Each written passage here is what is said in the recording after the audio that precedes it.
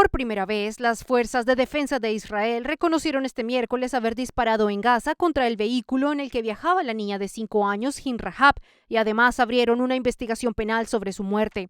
Rajab viajaba con su familia por el norte del enclave cuando fueron atacados por fuego israelí. La menor sobrevivió al ataque y suplicó por teléfono durante horas a los paramédicos que acudieran a rescatarla. También le dispararon a la ambulancia de la Media Luna Roja Palestina que iba en su auxilio. 12 días después, el cuerpo de Rajab fue hallado en un automóvil acribillado. La historia de Rajab tuvo gran repercusión internacional y la película sobre el incidente, The Voice of Hind Rajab, fue nominada al Oscar en 2026.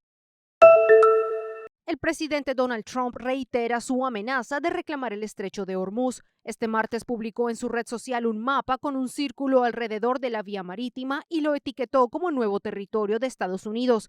No está claro cómo podría Washington reclamar la zona de forma realista, ya que el derecho internacional reconoce que el estrecho incluye aguas territoriales pertenecientes a Irán y Omán. Mientras tanto, Irán publicó una lista de exigencias que, a su parecer, Estados Unidos debe cumplir para la reapertura del estrecho, incluido el levantamiento de las sanciones al petróleo iraní y el fin de todas las amenazas y operaciones militares. This woman refused to become a victim. When a masked stranger approached her in Center City last Wednesday morning, she squared up and kicked him in the chest. So you kicked him in the center of his chest. You just like that. Yeah. Wow. It happened about 5:15 a.m. near 15th and Broad. Jamaica W. believes the person who targeted her is the same suspect police say was caught on camera chasing a woman outside City Hall minutes earlier. Before her own encounter, Jamaica says she spotted the masked suspect approaching a runner who was wearing headphones. So I started to wave at her across from the intersection and say, "Hey, there's someone behind you." She then witnessed him try to force his way into the coffee shop before turning his attention towards her. So I figured that if anything was going to happen, I wanted to see it with my own 2 eyes. She turned around, screamed and yelled and put her hands up to fight. But something seemed off about the scary stranger. He just seemed so disoriented about what his goals actually were. Like, I had bags, he wasn't reaching for those. It didn't seem like he had a clear goal to actually get in La Colombe to do anything. So I was like, okay, well, let's see if you can fight, and he couldn't. Police say the suspect accosted several people in a 15-minute span. Investigators say he said this to the runner. He's holding his cell phone up in front of her, at which time he asks her, "Are you ready to die?" He ultimately fled into Suburban Station. Until he's caught, Jamaica has a message for early Center City risers, especially women. Make sure that you're not playing music in your headphones. Keep your keys in between your fingers. Just do everything that you can to feel safe.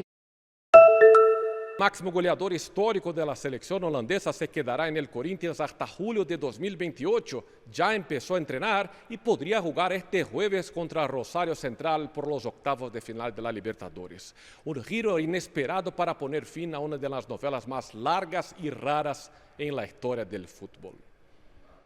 La semana pasada, Memphis Depay ya había incluso confirmado su permanencia. Solo faltaba la firma del presidente del club.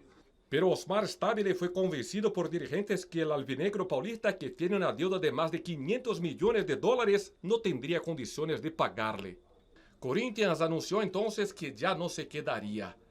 El delantero amenazó con demandar al Timão. La segunda hinchada más grande de Brasil también se rebeló. Según el mandatario, no solo él, sino también su familia sufrieron amenazas con tono de intimidación y coacción. Gente mostrando faca, gente mostrando revólver. A pesar de la decepción con la directiva, el holandés de 32 años nunca ocultó el amor que siente por el club. Aceptó bajar algunas cifras y exigía para renovar. El anuncio fue hecho a través del canal del Corinthians. They have showed how big they are. Memphis dijo que los hinchas demostraron lo grandes y importantes que son para el futuro de la institución y que están en lo más profundo de su corazón. Sostuvo que dará todo para que puedan conquistar grandes cosas juntos. Está súper feliz, súper agradecido y cerró con el famoso grito de los aficionados, "Vai Corinthians". Vai Corinthians. Dicen que todo club tiene una hinchada. En el caso del Corinthians es la hinchada la que tiene un club. Desde Sao Paulo, Brasil, Dan Sister.